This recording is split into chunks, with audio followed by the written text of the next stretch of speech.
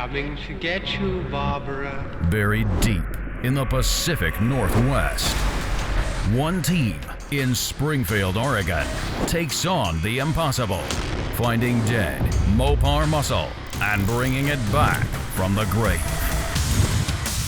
Award-winning Master of Mopar, Mark Warman, his cousin Doug, his daughter Alyssa, his best friend Royal, his painter Will, his assembly tech Justin, and the rest of the GYC ghouls are restoring, resurrecting,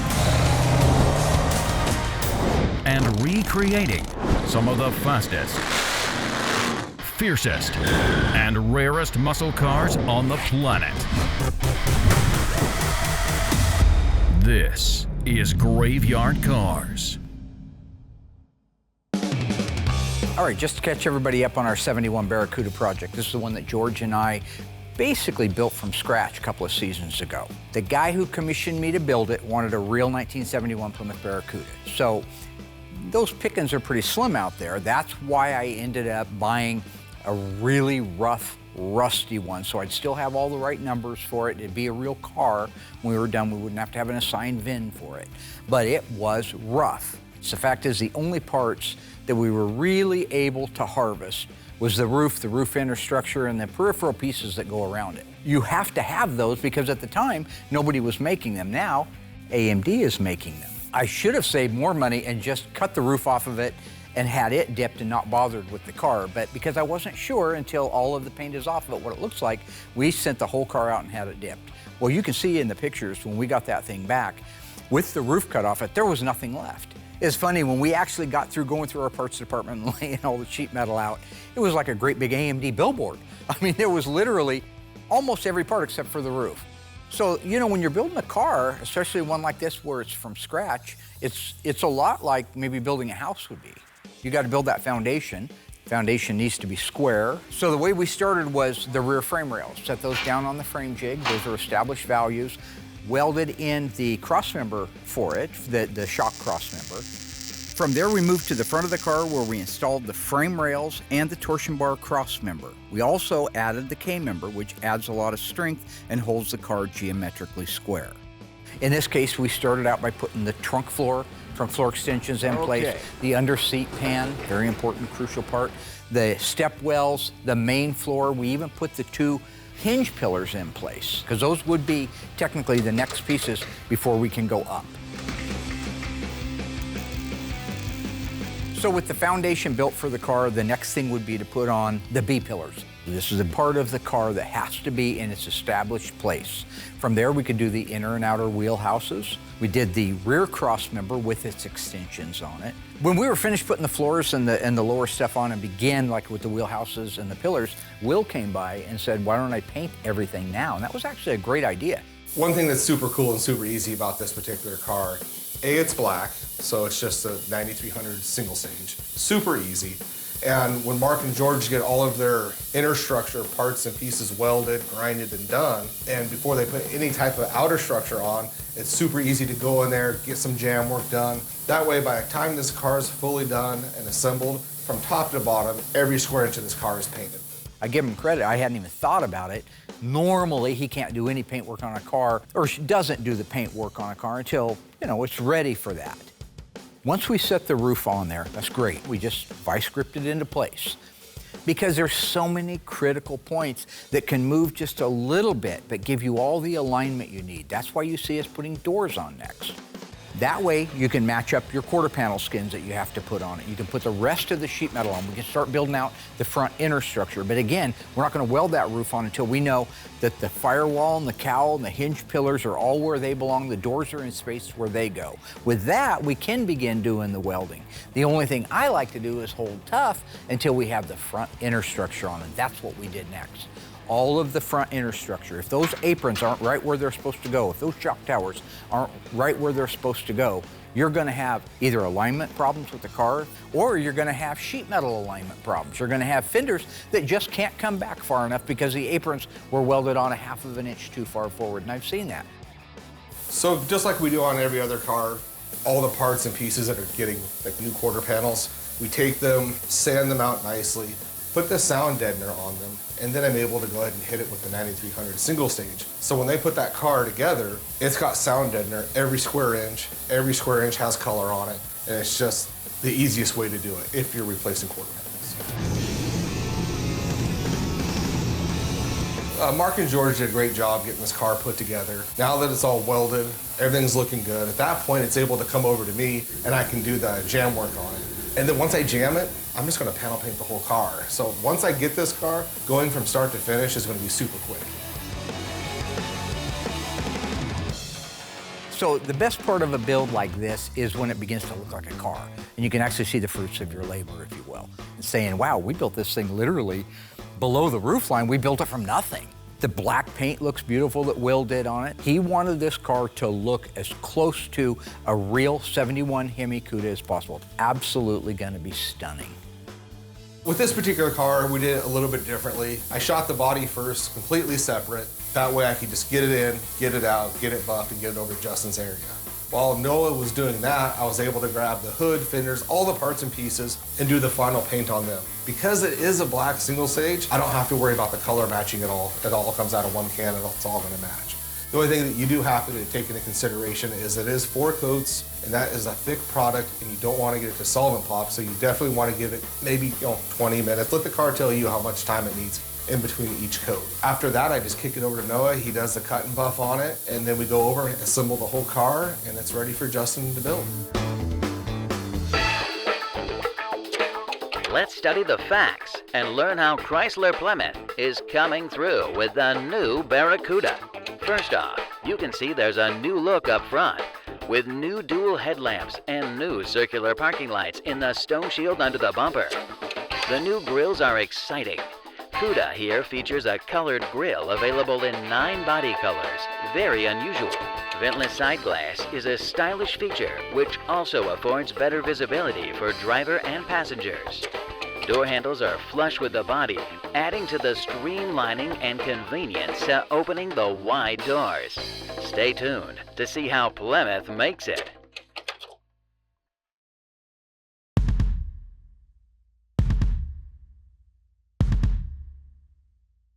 So when it came time to put the car together, I grabbed my team.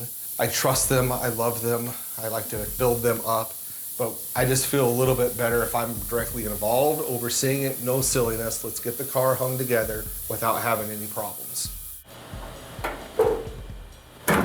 Sweet. You worry too much. Yeah, because you have no finesse. So you'll notice is what has had to happen if I've had to come over. Because with these guys, we have Josh, who's very careful, doesn't like to make anybody upset.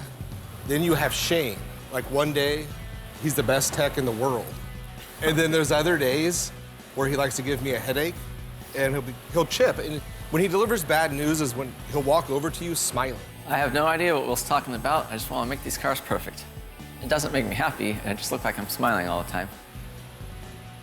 Oh, look at you go. See? Do you see how hard he slams that? It's funny for me because when I watch Will manage his people, he's kind of like me. I mean, he likes to give them a hard time. His relationship with the guys is great. He does like to tease them. In the case of Shane, they go back almost 25 years, I think. Shane was mean to me in high school, too. No matter what I did, it wasn't good enough. Every time I built a car, it was crap to him. That was after high school. Me and Will went to high school together. He was kind of a butcher. He painted his blazer. Hey, you got your first interview going, huh? I feel like I heard the word butcher. I would never say that word. That's a mean word. So I don't butcher anything, and I'm not a butcher. Not anymore. You're doing quality work here.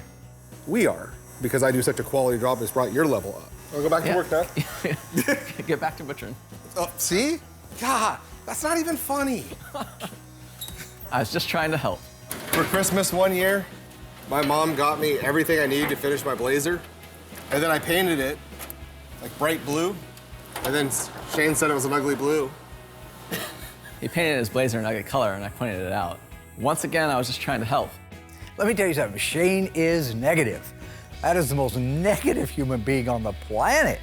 He just walks by and says, yeah, that girl looks like crap. What? Hey, whoa, what'd you say? What? Come back here, what? Girl looks like crap. Are you saying the grill looks like crap? Well, now that we're in the business of putting, in some cases, million-dollar cars together, I love him. Be as picky and negative as you want, because these cars are perfect when they leave here. You know, at the end of the day, we have a great team. You know, from our more experienced guys like Josh and Shane, even to our new guys like Brody. Couldn't be happier. Everyone's working very well together. We're getting a lot of cars done. It is very rewarding for me as a shop owner, as the dream maker, to see a car like that go from literally a truckload of Auto Metal Direct sheet metal and a used roof and become what's going to be a family heirloom.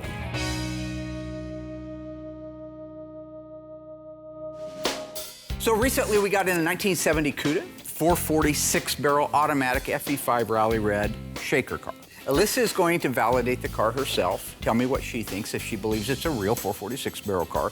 Then we'll go from there and we'll find out if it is or if it's not. This is something we have never shared with anybody, ever, the type of real minutia. We're talking the deep down detail where if you were the best of the best in the world and you were gonna pull off a clone or a rebody and sell it as an original, there's probably a handful of guys in the world you wouldn't want to look at that car with no paint on it.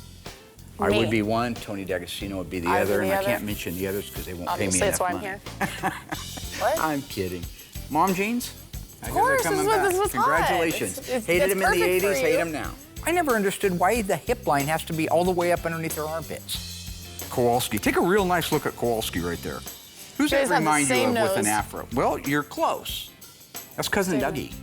Same family, same genes. Go back and watch Vanishing Point when Kowalski's getting ready to drive into the bulldozers and he gets that grin on his face because he knows he's about to end it all.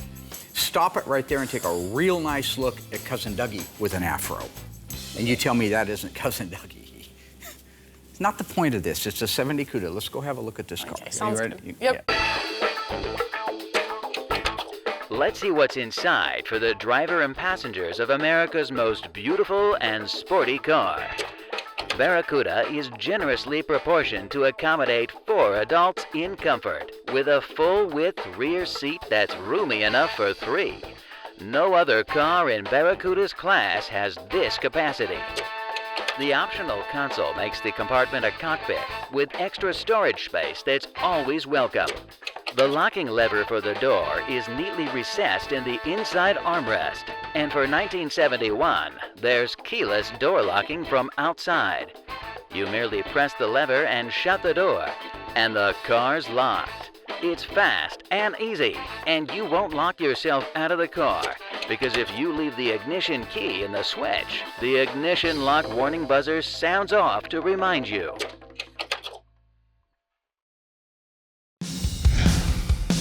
Here's what I believe to be the original fender tag. Take a look at it.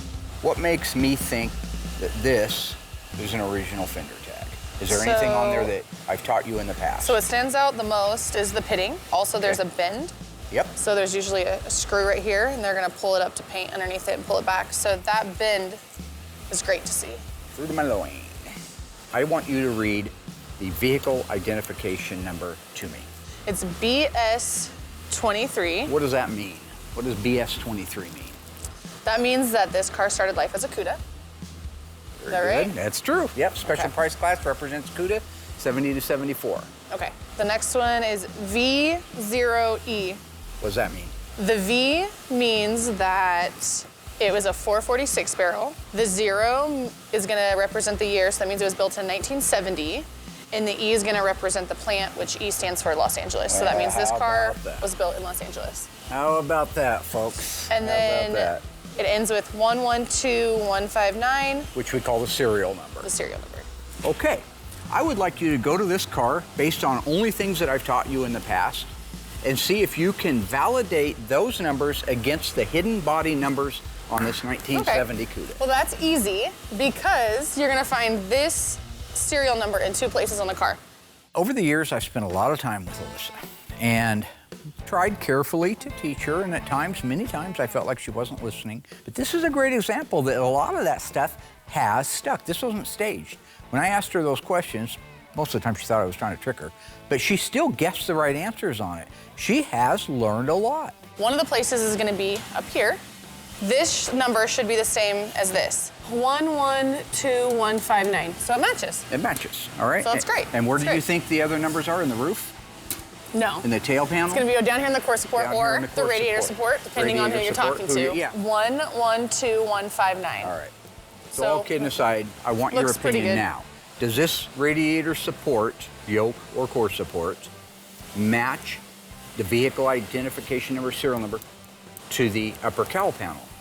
Now the way you ask me, It wasn't a trick. I don't know, it feels like a Does trick. this part match that But match? it does. It matches. It all looks good. Everything looks legit. So what is your opinion of this 1970 Cuda? Would you It's say a legit 1970 it's a legit Cuda. 70 Cuda? Well, I had already acclimated myself with this car, and I knew what direction I was going, but it was so intricate, and frankly, something we haven't seen before to this level, and I don't want to spoil what it is. You'll see what it is that I'm talking about, but that's why I got Alyssa involved. First off, if you just even look at this area in general. Looks like it's been worked. Yeah, you see all the little welds that have been ground down and cut down? That should be a nice pinch weld, a nice pinch spot weld all the way down. If you look down through here, look at those welds that have all been plug welded. That's all supposed to be a real, well, if you look over there, you see, that's what it's supposed to look like. Yep. So I believe that that baffle right there, that little piece there that's welded to this, I think it started life on that apron. I don't think it started life on that. I've trained her on what to look for. She should know if a panel has been replaced. Well, if a panel's been replaced, that's fine. The question is why, and you're gonna see why. So Mark is pushing really hard to get the drivetrain ready for the 71 Hemi Cuda, and the only thing I have left to build is the Dana rear end. And since Hunter is new, I'm gonna go ahead and use this opportunity to show him how to assemble this thing. Good morning, sir. Good morning. You ready to put this thing together? Yes, sir. Okay. So this is a brand new Mosier Dana 9 3/4 rear end. First thing I install are the backing plates. So here's one of these backing plates that you've been detailing for me for quite a long time. So what I've done is installed all the brakes on this. I'm going to show you how this thing works.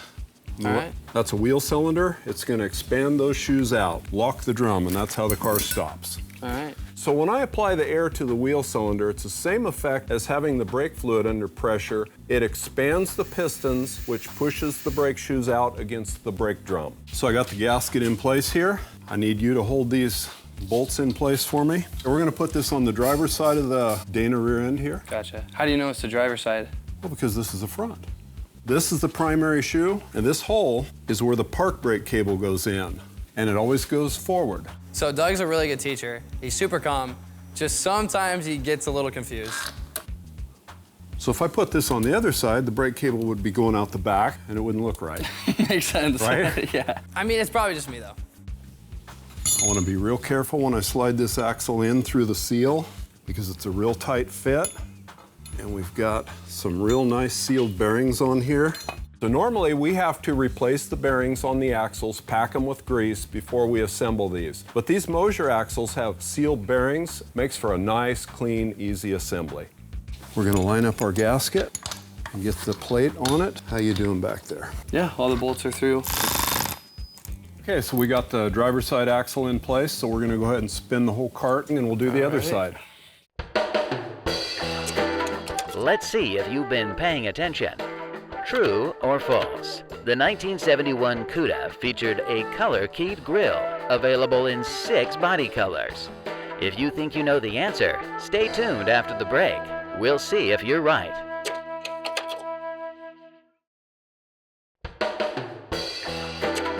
Well, how did you do? True or false? The 1971 Cuda featured a color-keyed grille available in 6 body colors. If you said false, then you've been paying attention and are absolutely correct.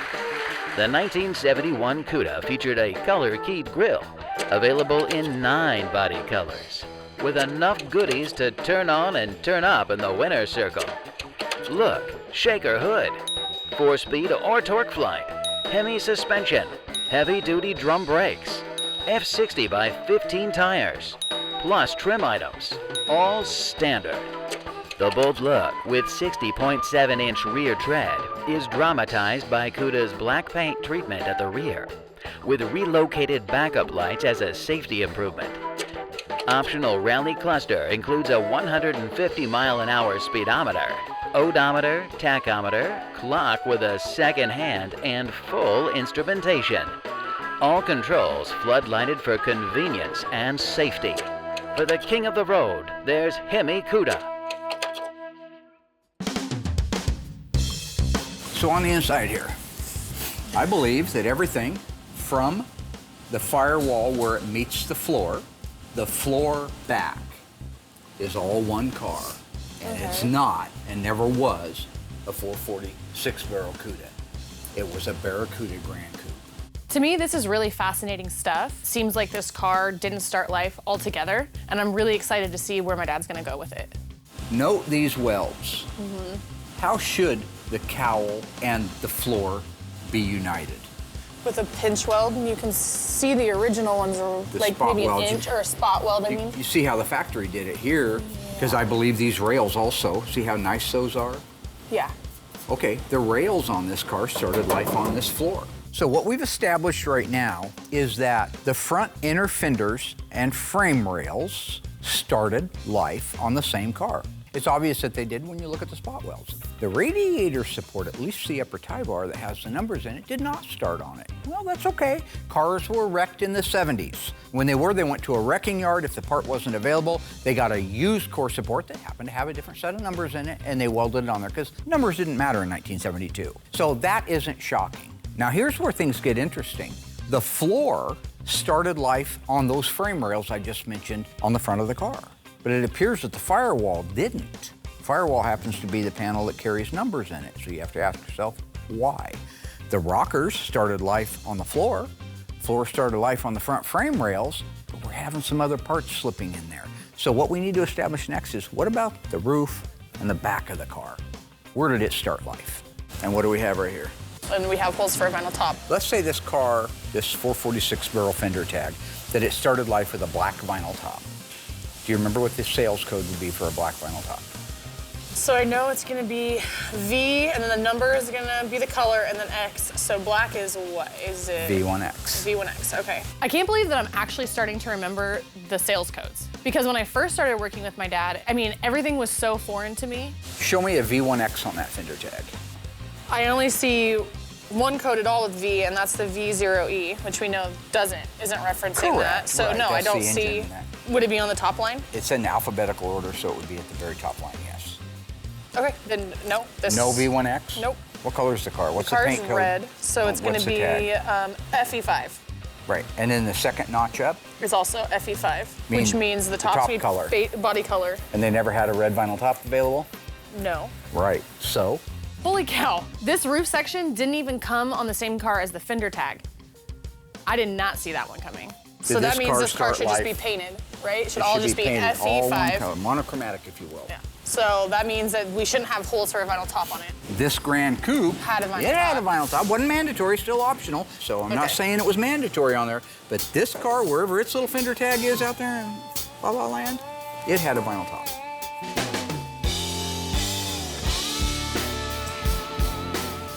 We got it turned around now and it's facing towards you, so what are we gonna put on first? I'm assuming the gasket. Correct. Hunter, have you ever worked on cars as a kid? Never. I always thought they were super cool, especially the old school, the Mopars. Uh-huh. They always looked cool as a kid. I always wanted one, but I never worked on any. Look at you now. Exactly. Okay, you wanna bring the other backing plate over? All right, this is really nice having the brakes installed on the backing plate. So Doug had me help build the brake system on the backing plates ahead of time. And I could see why, because afterwards it made the assembly go like super smoothly. And it's nice because I'm learning a lot about it. And now we're ready for another axle. So first we want to make sure that the body panel that I'm about to talk about started life on this shell. We've established that the shell itself is a Grand Coupe. Correct. So here's the rear body panel. Here's the trunk gutter, which welds to the quarters, which makes up the shell. Do those spot welds all look pretty original and unmanipulated to you? I would say yes. I would say yes, too. So here's gonna be the key part of this entire thing. We know that the front frame rails were factory welded to the floor that is in this car, and those are welded to the rockers. That's big structural stuff. That's big time stuff. We know that the core support is off of another car, and it would appear that the firewall is off of another car, which both of those items, the core support and the firewall, both happen to have the hidden body numbers in them. What does the back of this car look like? Did it start life on the same floor pan and under seat pan, meaning is everything from the cowl back one particular car? We need to find that out. Which of these two emblems would you expect to see on the back? Barracuda. The Barracuda, not the Cuda. Right. All right, take a look real close here at this rear body panel. You see that change in color looks like? Looks like they filled in a hole. Looks like they welded up a hole. Yep. Actually, the other day I took a flashlight in there, turned out the lights, ran it on it, and you could actually see the light? pinholes in the welds.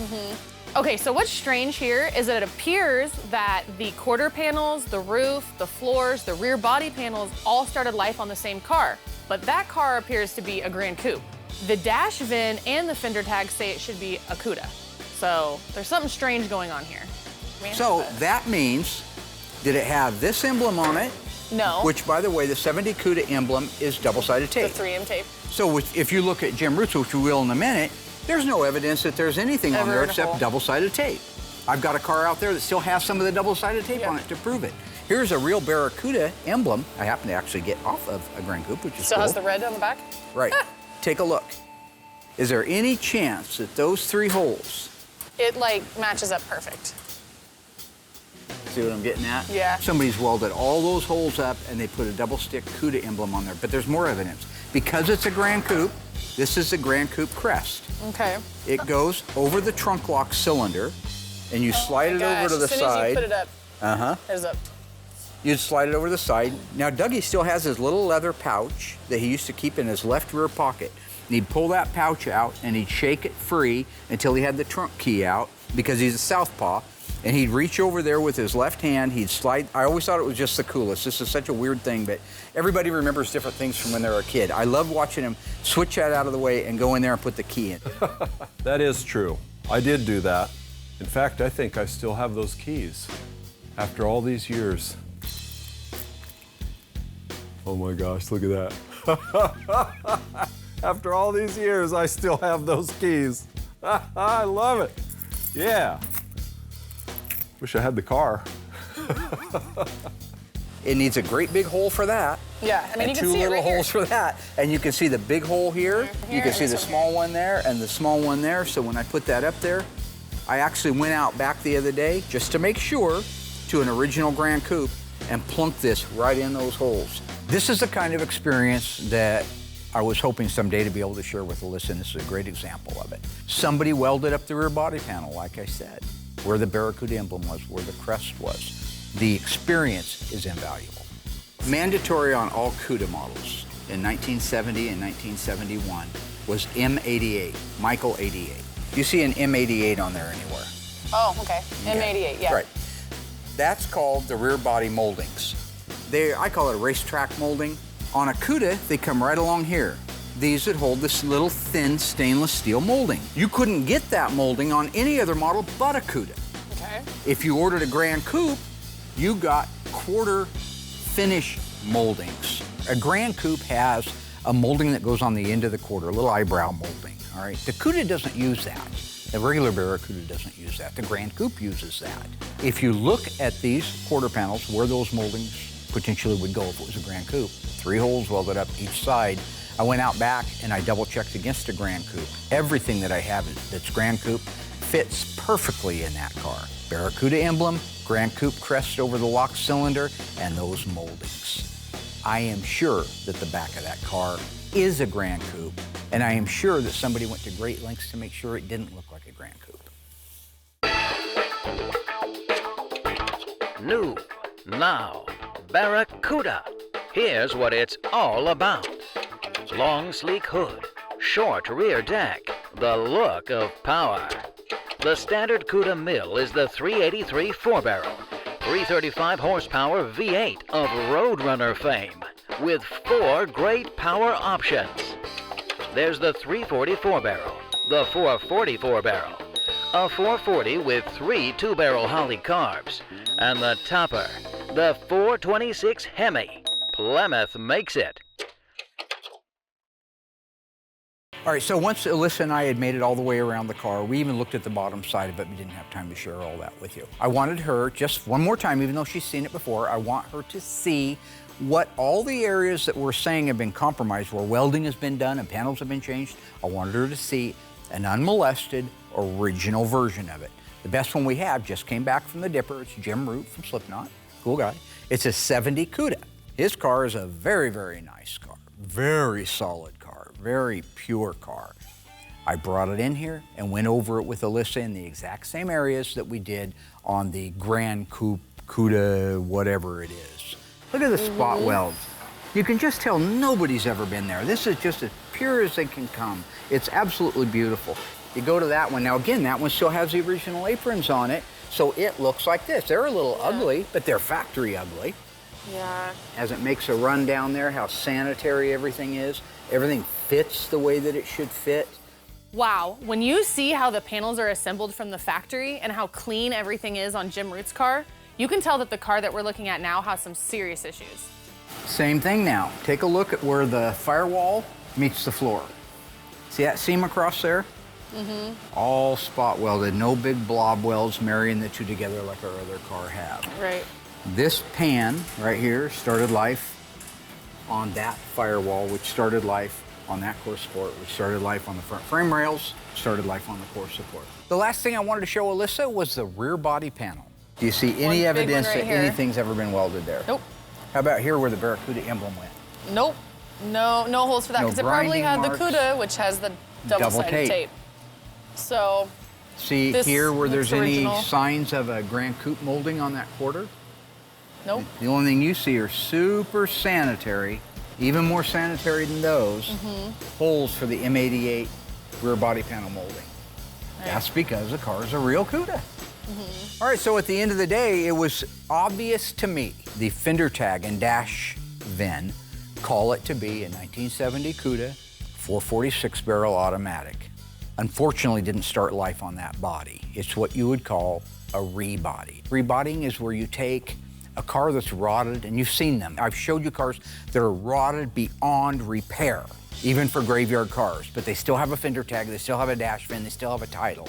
Then they go out and find a similar car to it that survived pretty darn well because it was a 6-cylinder car or it was a 318 car. They go out, buy that car, cut these numbers out and put them in there. That's a normal rebody. This is much more extensive. This has an original firewall, upper cowl panel, and core support off of a 446 barrel grafted into a 70 Barracuda Grand Coupe. This has been so educational for me. I'm so grateful I got to walk around this car with my dad. I know that my dad is really knowledgeable on Mopars, but for him to be able to look at a car's original DNA and be able to tell you what engine, what transmission, everything about the car just by looking at the shell, that's amazing. I had a nice conversation with the owner. I explained it to him. I said, listen, we can stop right now. I'll give you back whatever deposit we haven't used on the car. No harm, no foul. I'll even help you put it back together again. You can put it on eBay or whatever and just sell it as is.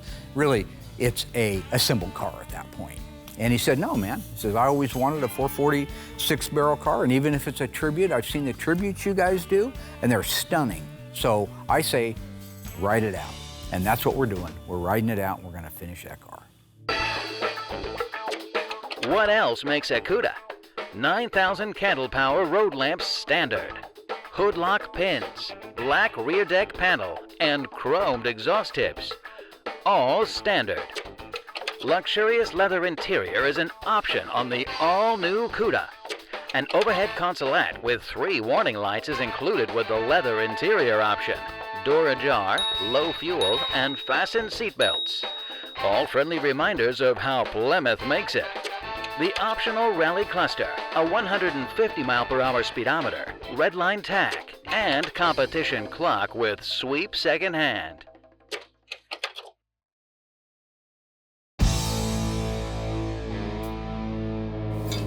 Goes in this way. Uh-huh. Just be careful going through the gasket there. Kind of lift up on it. Yep. Okay. Do you know why they're red? On the assembly line, if a car was to have style wheels, which is something that you could see through, they wanted to paint the drums red. So I never really understood the knowledge and the details and whatever to actually fully get the job done. I thought it was one of those things oh, we put the car together and we're good to go, but it's not like that. Like that. Now the drum can't fall off on anybody. All right. All right, since it is upright right now, we could put the brake lines on. Go ahead and start it in the wheel cylinder, and then your brake lines will go right in there like this. Okay, so now that we got all that done, we can go ahead and roll it upside down. Okay. And put our leaf springs on. Hey, Doug, Yeah, what are these? that's the park brake cable. Okay. What do Oh, these is that go on? the thing that we were supposed to be putting in 2 hours ago? Thanks, Hunter. No problem. Well, this is what I meant by School of Hard Knocks. I just thought I would have graduated by now. So they're gonna go through that hole that we kept talking about that points to the front of the car. Yeah. It's gonna curve around and it's gonna go in behind That the brake spring? shoe. Okay, Yep. gotcha. So the parking brake cable holds the shoes against the drum, just like when you push the brake pedal, only it can hold them that way until you release the handle. And it's gonna go back down in. It's kind of a pain to get in there. It's really difficult with the brake shoes in place. Okay. Perfect. The last things we have to install are the leaf springs. We get brand new reproduction leaf springs, but they don't come with the numbered leaves that we get from Tony's parts, so we have to install them before we put these on. And then these go underneath? Uh-huh, like this. Ah, gotcha. The only thing we have left to put on is the pinion snubber. So here's how the pinion snubber works. It's mounted on the top of the rear end. When you accelerate really hard, the rear end twists up in the air. Well, the pinion snubber comes up against the bottom of the body and prevents the axle from twisting too hard, therefore losing traction and control of the car. Line it up there. Line it up. I'll go ahead and run it down. And there we have it. And voila. All built out. Teamwork makes the dream work. Yes, sir, it does. Yeah, teamwork makes dream work. That's great. Yeah, remember that in about 30 seconds. So finally, we got it done. We got it done. Right? You got any questions of me? Well, I got one. There was numbers on the bottom of the leaf spring. So I'm just curious what the numbers are. 34,024, 34,034. What does that mean? Well, the odd side goes on the driver's side and the even side goes on the passenger side. Yeah, but both of the numbers were even. Yeah, but one starts with a 3. So that makes it odd. Is forward still forward? Not if you flip it over. But Or what turn it if- around 180. Then if- backwards forward and forwards backwards. Oh, I saw this little routine. Yeah, Abbott and Costello, who's on first? Except they were funny. But isn't right left and left is right? Well, if it's upside down, Okay. so you always put the odd on the driver's side. But the odds are 4 and 4? No, they're 34 and 24. Divide them by 2. You divide them by 2? Yeah, that makes it, that's how you figure out which is odd and which is even. Oh, okay. And that is a wrap. Nice.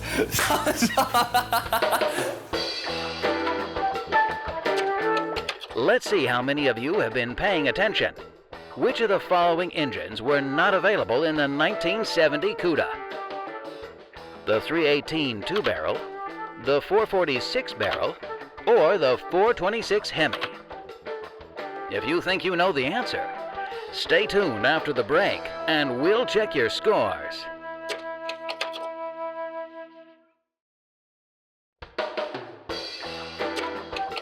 Now, let's see how many of you are paying attention.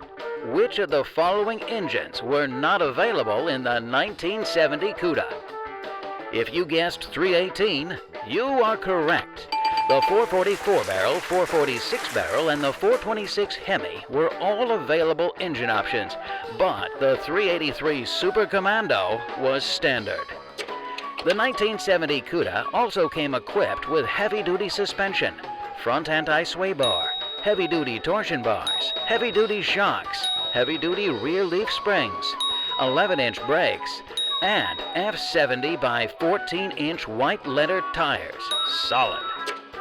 Combined with the new wide stance, it makes Cuda hang on the road like mother love.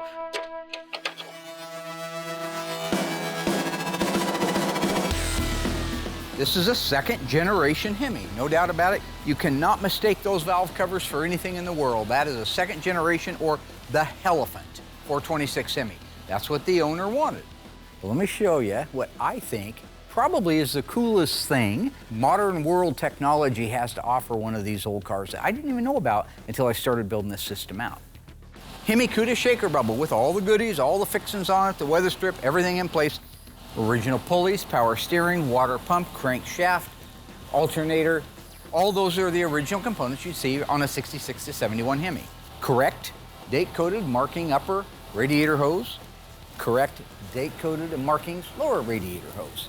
All of that stuff is OEM style. What's cool, second generation Hemi setting on a Magnum Force transformer front suspension. Got the old school Hemi going along with the new school technology. So now, power, rack and pinion steering, just like a late model car would have. Got an 1.25" front sway bar with nylon bushings. Look at the actual K-member itself. Look at how beefy this thing is. Look at the gussets, the welds. That will help hold that unibody together. Lower control arms look like they're off of a 1-ton truck. Coil-over front suspension, beautiful, fully adjustable. We're still running OEM spindles, rotors, and calipers off of what would be a 71 Cuda. As we move to the back, again, everything at a glance is OEM 71 Hemi Cuda, except that transmission. That is the Silver Sport A41 automatic transmission, which is electronically shifted. You'll want to take a second and write that down. The best part, the part I've been keeping a secret, I'm going to lift the base plate off. These are not Carter carburetors.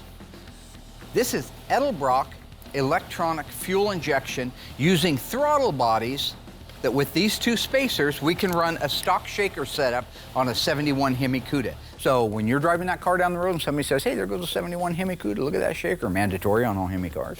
Only on the Cudas, not on the Challenger, by the way. You can say, I had no idea. When they take that thing off and you see that it's got modern day electronic fuel injection. That was a neat call on the owner's part. I actually pushed back. I didn't want to do it because I don't like to learn new things. Part of my charm. I like to do things the old-fashioned way. But this was a really neat exercise. I'm looking forward to firing it up and hearing it run. So Mark came and got Hunter and I to help with the installation of the drivetrain in this car. And this is really good experience for Hunter to learn how to install these. I was really hoping we could leave the shaker on there, but it's too tight. In between those fender wells and the aprons, it's just too tight, so I had Doug take it off so we could get that thing installed. So I thought this was going to be a really tight fit with a lot of wiggling. But this thing went in with hardly any interference at all. What a miracle. Once we get the Magnum Force K-member up against the frame rails, we align it, and then all we have to do are put in the 4 bolts and the rest of the hardware. Let's put some wheels and tires on. You like wheels and tires, don't you? I like wheels and tires. All right, I'll raise it up. Okay. He-Man. No He-Man here. No? All right, get some lug nuts out, Mary. Okay, okay. Alice. Alice? What's that mean? Why you call me Don't you have Mary? a restaurant? Alice has a restaurant. You're Alice. That's the whole point. Yeah, isn't there a song about that? Cross tracks, about 500,000 miles from the railroad track. Yeah, those are the lyrics. Yeah. Those are exactly. Just walk right in, it's around the back. Just a 1/2 mile from the railroad track, and you can get anything you want. It's your cousin Dougie. So once we got all the suspension in the car, we were able to lower it down, put those gorgeous Krager 5 spokes on it with the BF Goodrich, roll it out into the middle of the shop, and voila.